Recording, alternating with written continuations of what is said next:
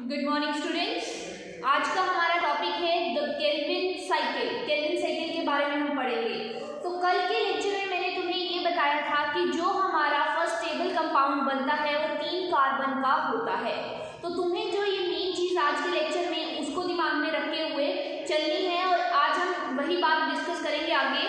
तो तुम्हें एक चीज़ याद रखनी है सबसे पहले कि जो हमारा एक्सेप्टर मॉलिक्यूल होगा, एक्सेप्टर मॉलिक्यूल कब, जिस टाइम पर हमने कार्बन की फिक्सेशन करनी है, कार्बन की फिक्सेशन करने के टाइम पर जो हमारा एक्सेप्टर मॉलिक्यूल होगा वो 5 कार्बन शुगर होगी हमारी और उसका नाम होगा 5 कार्बन की जो शुगर है हमारी और उसका नाम है RUBP। RUBP का मतलब है राइबोलोज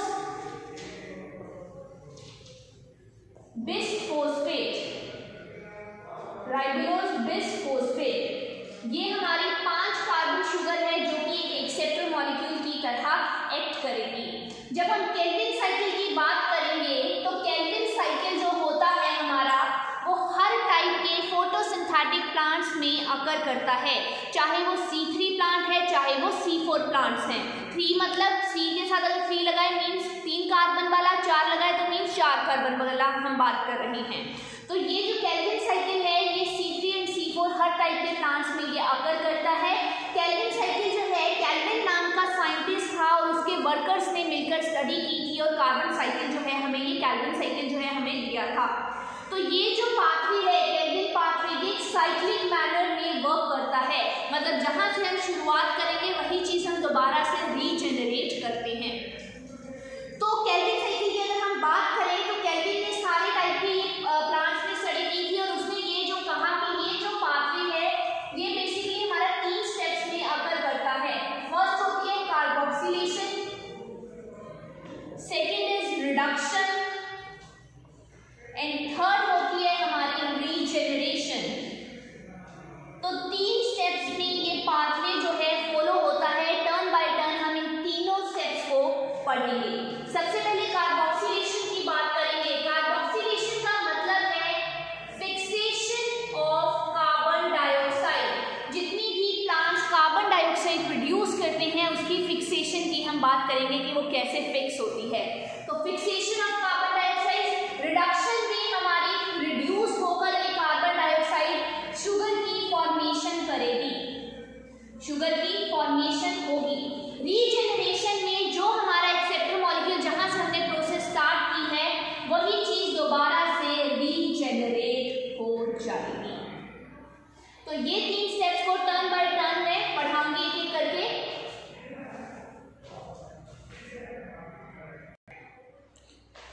तो सबसे पहले कार्बोक्सिलेशन के बारे में डिस्कस करते हैं।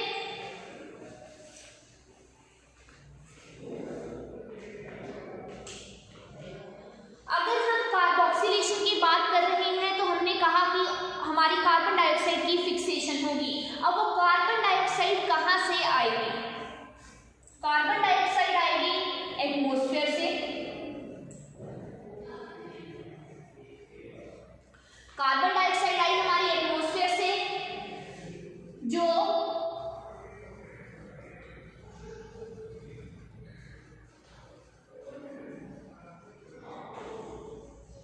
मैंने बोला प्राइमरी एक्सेप्टर हमारा कौन सा है? RUBP, जिसको राइबोलोज 1,5 बिसफोस्फेट भी कहा जाता है। ये जो कार्बन डाइऑक्साइड हमारी एटमॉस्फेयर से आई, दिस कार्बन डाइऑक्साइड, ये जो कार्बन डाइऑक्साइड है इस प्राइमरी एक्सेप्टर RUBP के साथ हमारी, ये RUBP इसको एक्सेप्ट करेगा कार्बन डाइऑक्साइड को और इसकी फिक्सेशन की प्रोसेस या फिर हम बोले कार्बोक्सिलेशन,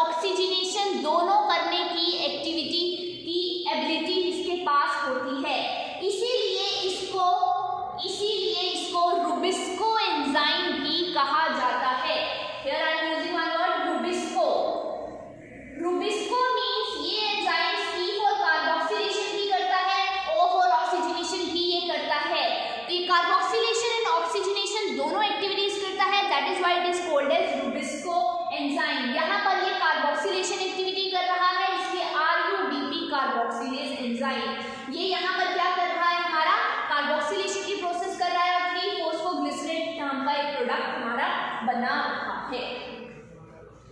अब क्या होता है, अब कार्बोक्सिलेशन हो गई, अब हमारी होगी रिडक्शन। रिडक्शन करने के लिए, रिडक्शन होने का मतलब है कि कार्बन डाइऑक्साइड हमारी आ गई है, अब ये रिड्यूस होकर एक शुगर बनाएगी। शुगर बनाने के लिए तुम्हें पता है इसको लाइट रिएक्शन के प्रोडक्ट्स ATP एंड NADPH की जरूरत होती है, या हम बोले यहाँ पर अब रिडक्शन होने के लिए जो सेकंड स्टेप है हमें किस चीज की जरूरत होगी, अब यहां से होगी हमारी रिडक्शन। रिडक्शन जो है हमारा सेकंड स्टेप है, और रिडक्शन करने के लिए हमें किस चीज की जरूरत है, हमें जरूरत है ATP और NADPH की। ATP प्लस NADPH ये रिड्यूस होकर हमारे, तुम्हें पता है ATP रिड्यूस होकर बनाएगा ADP प्लस PI हम बोल सकते हैं, और NADPH रिड्यूस होकर हमारा क्या बनाएगा NADP पॉजिटिव, और ये हमारा यहाँ पर बनाएगा एक ट्रायोज फोस्फेट, या फिर हम बोले 3 कार्बन की एक शुगर जो हमारी क्या होगी, इधर सुक्रोज या फिर स्टार्च हमारी बनकर आएगी। हमने यही कहा कि कार्बन डाइऑक्साइड की रिडक्शन होने से हमारी ग्लूकोज फॉर्म होती है, हमारी शुगर फॉर्म होती है, तो यहाँ पर शुगर जो है प्लांट्स में सुक्रोज या स्टार्च की फॉर्म में हमारी फॉर्म होगी। तो रिडक्शन होकर, रिडक्शन के लिए हमें ATP और NADPH की जरूरत होती है, तो यहाँ पर हमारा ट्रायोज फोस्फेट शुगर या स्टार्च हमारा बनकर आएगा। अब मेन चीज जो यहाँ पर एक दिमाग में रखने वाली है कि एक कार्बन के मॉलिक्यूल के लिए, एक कार्बन के मॉलिक्यूल के लिए यहाँ पर 2 ATP और 2 NADPH की जरूरत होती है। 1 ATP नहीं यहाँ यूज होगा, कार्बन डाइऑक्साइड का एक मॉलिक्यूल है, बट ATP और NADPH के 2 मॉलिक्यूल्स होते हैं, 2 ATP एंड 2 NADPH यहाँ पर हमारे यूज होंगे। 2 ATP और 2 NAD पॉजिटिव हमारे बनकर आएंगे।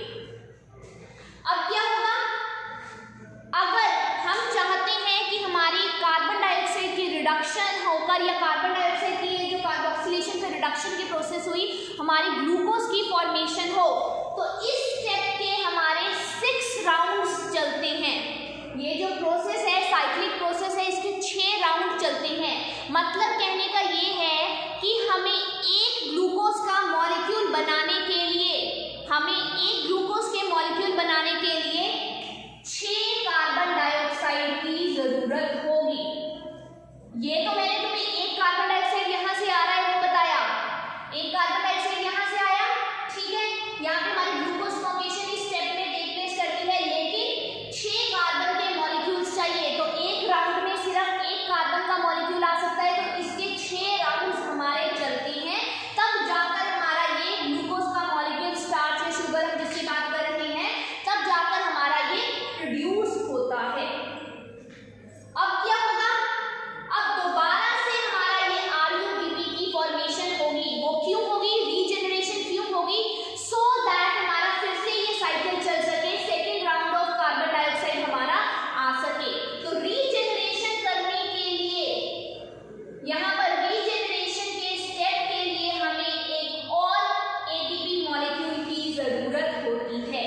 यहाँ पर हमारे रीजनरेशन की प्रोसेस के लिए 1 मोर ATP का मॉलिक्यूल की जरूरत होती है, जो कि रिड्यूस होकर ATP हमारा बना रहा है, एंड देन फाइनली हमारा क्या हो जाएगा, RUBP यहाँ पर हमारा फॉर्म हो जाएगा। हमारा क्या हुआ, सबसे पहले कार्बोक्सिलेशन में कार्बन डाइऑक्साइड ऐड हुआ, 3-फॉस्फोग्लिसरेट बना, देन वो रिड्यूस होकर ट्रायोज फोस्फेट बनाया हमारा। यहाँ पर 2 ATP के मॉलिक्यूल यूज हुए, 2 NADPH यूज हुए, मतलब एनर्जी लग रही है हमारी, तभी ATP और NADPH यूज हुआ, तो 2 मॉलिक्यूल इसके यूज हुए। अगेन रीजनरेशन के स्टेप के लिए फिर से ATP के मॉलिक्यूल की जरूरत होती है। तो एक कार्बन डाइऑक्साइड आया तो 1, 2 एंड 3 ATP यूज हुए, एक कार्बन डाइऑक्साइड आया तो 2 NADPH यूज हुए। अब अगर इसके 6 राउंड चलेंगे, तब जाकर, जब ये साइक्लिक प्रोसेस 6 बार चलेगा,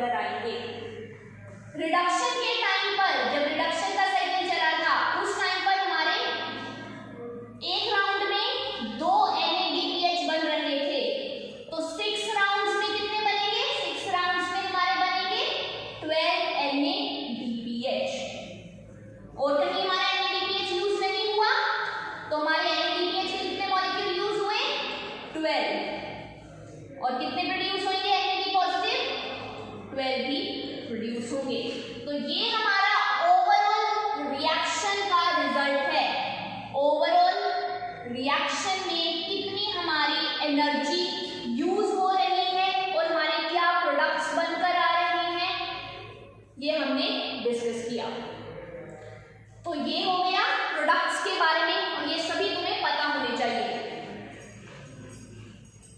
एक बार फिर से केल्विन साइकिल को बता रही हूँ। केल्विन साइकिल में सबसे पहले होगी कार्बोक्सिलेशन। कार्बोक्सिलेशन किसकी होगी? हमारी कार्बोक्सिलेशन होगी कार्बन डाइऑक्साइड की, और वाटर साथ में यूज होगा, तो एक कार्बन डाइऑक्साइड का मॉलिक्यूल है। देन हमारी रिडक्शन होती है, एंड देन लास्ट फाइनली हमारी रीजेनरेशन होती है। तो कार्बोक्सिलेशन के टाइम पर जब रिडक्शन हो रही है, यहाँ पे 2 एटीपी मॉलिक्यूल्स यूज होंगे, 2 NADPH हमारे प्रोड्यूस होंगे।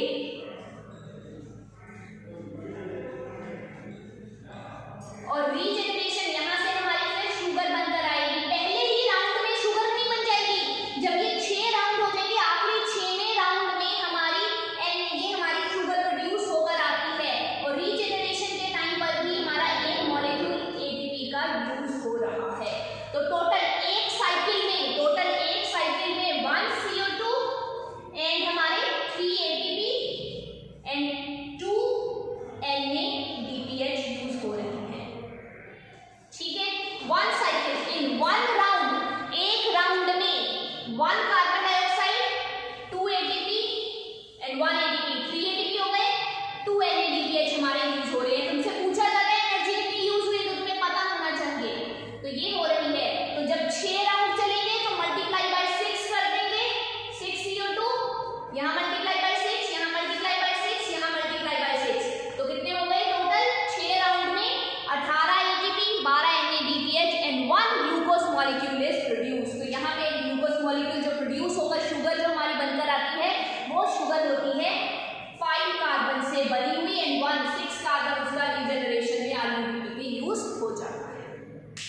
So this is about Calvin cycle. I hope आपको ये समझ में आ गया होगा। आज के लिए हम केल्विन साइकिल ही करेंगे। Thank you very much.